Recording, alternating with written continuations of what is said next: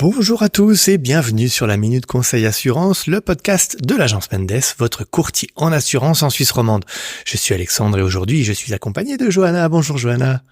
Bonjour Alexandre et bonjour à tous.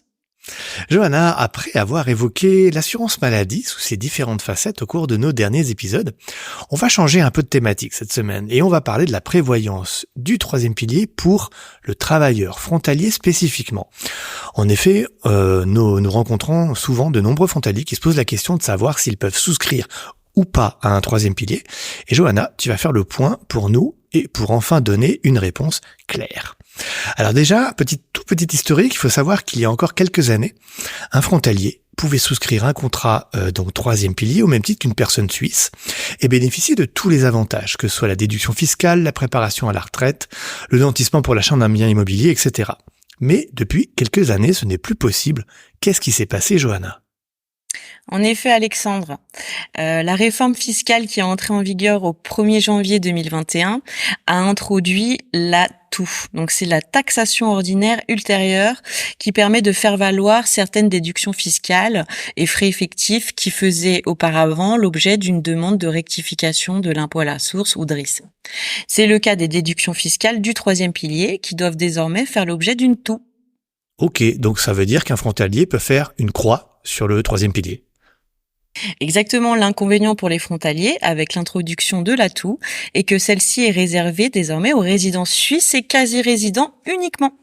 Autrement dit, le frontalier peut toujours souscrire à un troisième pilier, mais il devra obtenir le statut de quasi-résident pour faire valoir les déductions fiscales tant du troisième pilier 3A que du troisième pilier 3B dans les cantons où cela est possible. D'accord. Et alors, qu'est-ce que c'est que ce statut de quasi-résident ? C'est quoi les critères pour en bénéficier ? Le statut de quasi-résident est un statut particulier qui ne concerne que 2 cantons en Suisse romande, qui sont Genève et Fribourg. Donc les critères pour l'obtenir se sont également durcis ces dernières années. Désormais, il est requis que 90% des revenus mondiaux de la personne célibataire ou du couple marié soient imposés en Suisse.